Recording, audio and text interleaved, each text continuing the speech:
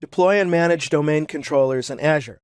Well, you're probably thinking, Tim, are you going to demo this? I absolutely am. And I'm going to demo on-premises Active Directory installation and Azure installation. Here we see our first topology diagram in Azure. And the two options for extending your on-premises network into a virtual network in Azure are a site-to-site virtual private network, or VPN, and an express route circuit. Or I should say, or. You could technically combine them both, but normally it's an either-or proposition. Either of these methods is going to be an always-on connection between your on-premises edge and a virtual network. Common pattern is to VPN or express route into one virtual network that's your transit or hub, and then you use virtual network peering to create routing paths among additional virtual networks that are connected to your hub. What makes this happen here with site-to-site VPNs is a IPsec IK2 tunnel. It's a traditional virtual private network, which is a secure tunnel over the internet, an unsecure medium. In Azure, you're going to need a virtual network gateway deployed into its own subnet. You'll also need to create what's called a local gateway resource in your Azure subscription that records the public IP address of your on-premises gateway, as well as the IP subnet addresses that you want to route to and from on-premises. Lastly, you create a connection, and you'll need to configure, obviously, both your local on-premises gateway as well as your virtual network gateway in Azure, and handshake them together using a pre-shared key. ExpressRoute is more expensive and more complicated to set up. You'll need to work with an ExpressRoute provider unless you go the ExpressRoute Direct route with Microsoft.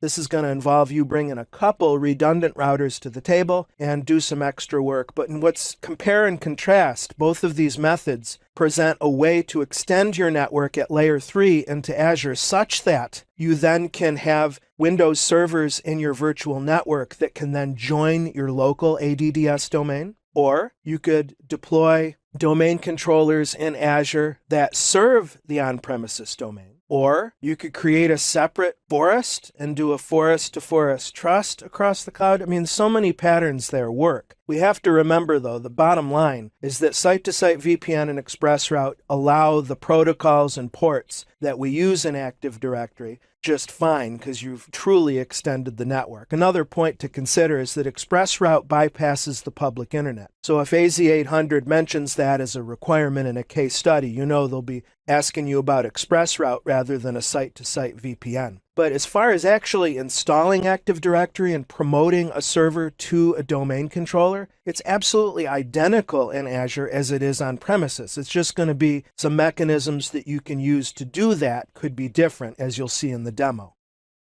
Our hybrid cloud lab topology that I've built for us looks like this. First, we see at left a forest that consists of two domains. My headquarters domain is timw.info. I'm going to have two domain controllers there, as well as a Windows 11 client machine that I'll use for administration. We'll deploy a child domain called, appropriately enough, child.timw.info that has a read-write domain controller called cdc1 and also a read-only domain controller, crodc1. I have a site-to-site VPN up that links my on-premises timw.info forest into the cloud, and we'll deploy a third timw.info domain controller in Azure. And again, you'll just see that it's the exact same process as on-prem with some Azure-specific optional twists. And then lastly, we have another forest called acq.com with one domain controller, and this will serve as a nice springboard into the next module when we look at trust relationships, in particular, inter-forest trust relationships.